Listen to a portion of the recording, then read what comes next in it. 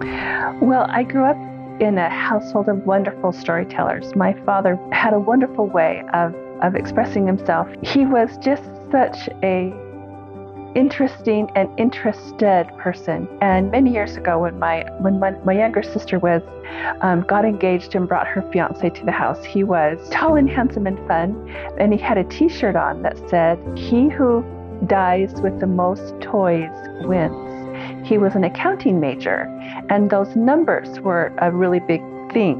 So he who dies with the most toys wins.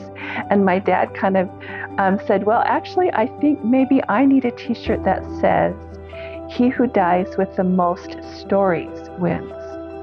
And then I had a younger sister who she chirped up and said, well, really, Dad, I think you should have a T-shirt that says, "He who dies with the best stories wins." And so that really has been around the table as growing up, the laughter and the stories have been very much a part of the whole background of my life.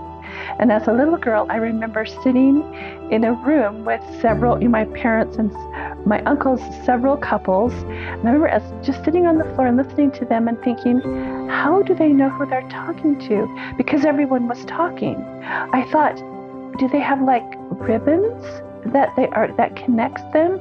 How did Mom, she was talking away to someone across the room and that person was answering, but there were also all these other people talking to each other, and I thought, how do they do that? How do they know who to listen to? And I remember that as just a little girl, very small, wondering how it is that they know how to listen, because everyone's talking. And so as I began to understand that people have a connection, even there's other things are going on in the room around them, as someone connects to someone else across the room, it is kind of like a ribbon that connects them.